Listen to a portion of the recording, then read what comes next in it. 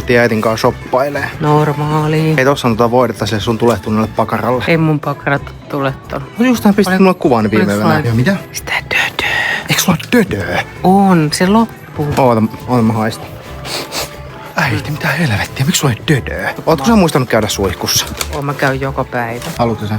Ei, jos vaikka palaa. Parastat. Jos tulee pala. Et sä, älä nyt tommosia höpötä sinne. Ei oo sitä dödöä. Tässä olisi semmonen pinkki. Oikeesti naiselle, joka toi pisuaarit Suomeen, niin sillä mukaan ei myydä dödöä.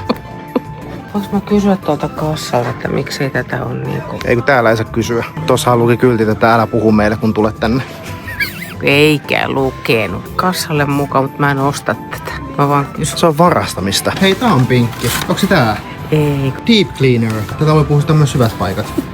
Ota tää. Ei kai mä itse polttaa ihoa. Mä pistän tonne. Minä sitten ot. Voi ihmiset kattoo. Mä soitan vartijat, jos et sä otat tätä. Täällä voi olla vaikka mitä. Haluatko semmosen? Nyt jos se kainalot tulessa, jos tää kirveltää. Kädessä voi kulkea. Ihan oikeesti. Joko sä tuot ne sun palvelijat tänne, taikka sit pikkusen skarppaat. En mä voi kädessä nämä kulkea. Ei, mutta mihin mä pistän?